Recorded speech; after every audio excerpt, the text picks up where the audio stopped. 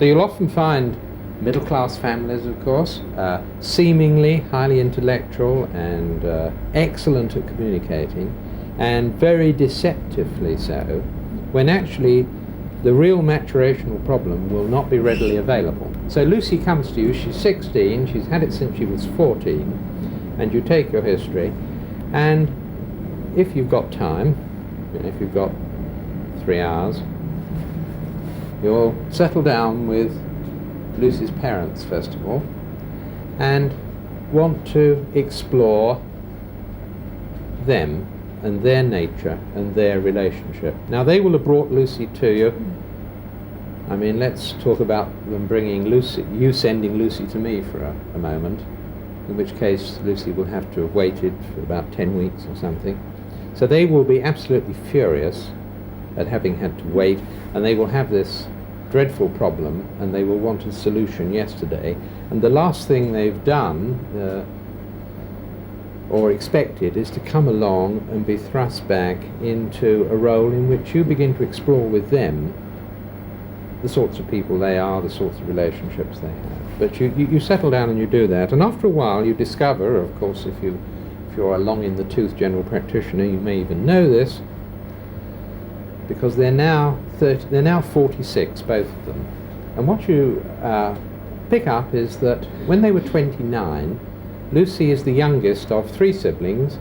When they were 29, they'd married early, and Lucy had an older brother of 10 and an older sister of 7 when she was born.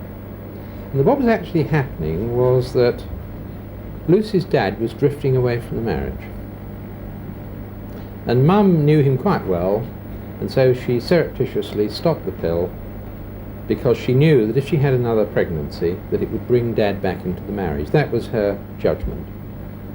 And lo and behold, she fell pregnant, and this was Lucy, and she'd got it right. Dad came back into the marriage. So now Lucy is playing a very special role in this relationship. So Lucy is born, and she is very much loved, whatever that may be. Dad's come back into the marriage, so he loves her, and Mum loves her. Mum and Dad now have different secret agendae, haven't they? Now Dad has an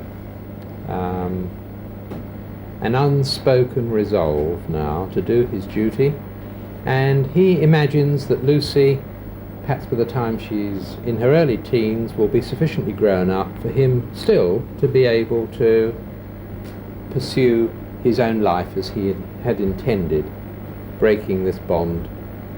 So he's very keen for Lucy to grow up. Mum, on the other hand, is terrified of Lucy growing up, because this is a marriage that is contingent on there being children in it, you'll remember, for its survival. So Lucy's mother would like Lucy not to grow up until she's about 25, because she knows, because she's a woman, and she has tried to work it out, that if Lucy grows up when she's 25, she and her husband will be 55 and not 45, and actually the arrangement is different at that point. That probably the relationship between her and her husband will hold. So that's a scenario which is not all that uncommon perhaps. But now Lucy is a symptom of that situation. So Lucy's a much loved child, and she doesn't quite know, she does feel insecure. She's much loved, but she's very much overprotected by Mum. And she has a sense of insecurity. She has a bit of school phobia when she's 7 or 8.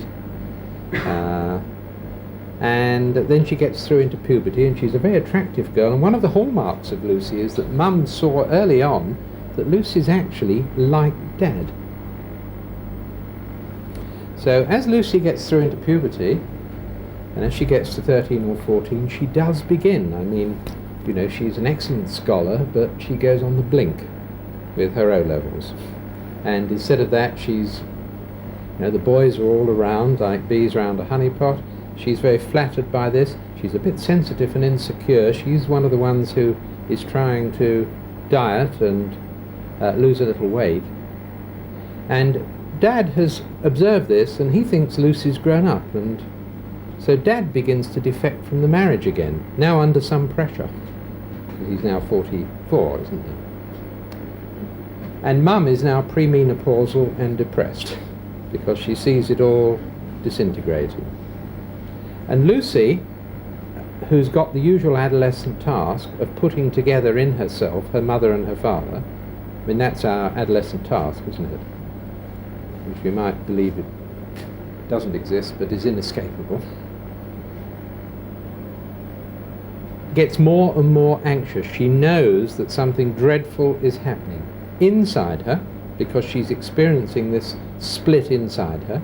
You remember, she's like her dad, so something that she's doing is bad because something that Dad is doing is bad because it's damaging Mother.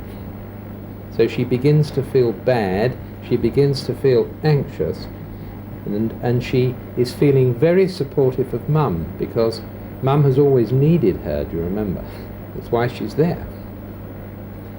Lucy develops anorexia nervosa just within a matter of weeks. She's amenorrheic, she is a child again. What happens? Dad comes back into the marriage because that's the contract, as long as there's a child there.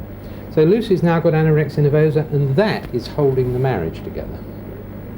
And that's how she comes to you sooner or later. So that's one scenario. We'll maybe touch briefly on how you might try to tackle that one. Another one is a focus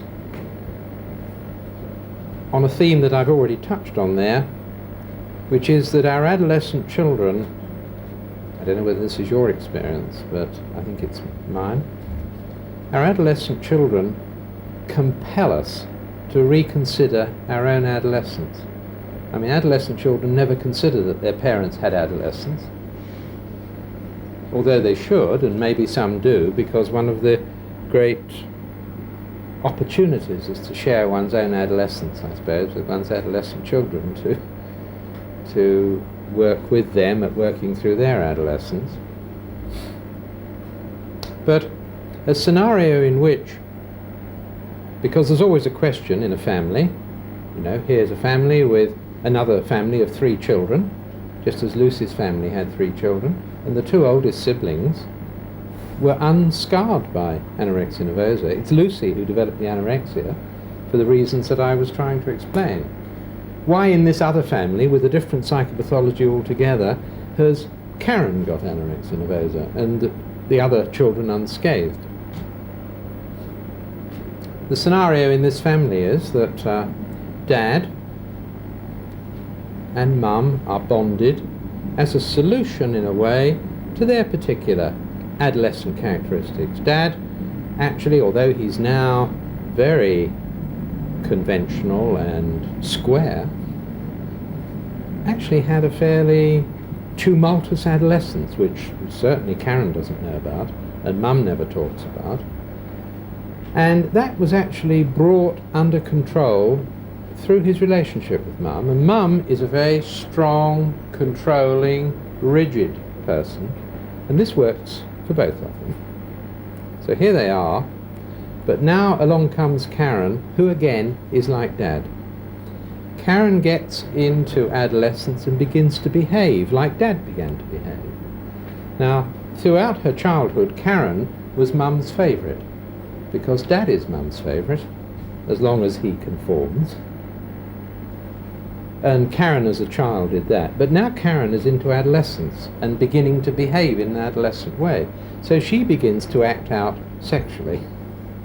And interesting things happen. First of all, Dad seems to be enjoying this vicariously. And Mum, on the other hand, seems very disturbed and is becoming more controlling and also potentially more rejecting, and turning now to a younger child who's becoming her favourite. Because in this scenario, Mum is very good with children, but not with adolescents. And so in this family, turmoil erupts in the marriage because of the adolescent child coming up in it, who is prompting a long-buried psychopathology. And Karen experiences this, misses her bond with her mother, develops anorexia nervosa, rebonds with her mother, resolves the problem, the parental marriage reconsolidates, anorexia nervosa is the price. So they're just two of the multifarious. Every case of anorexia nervosa is different.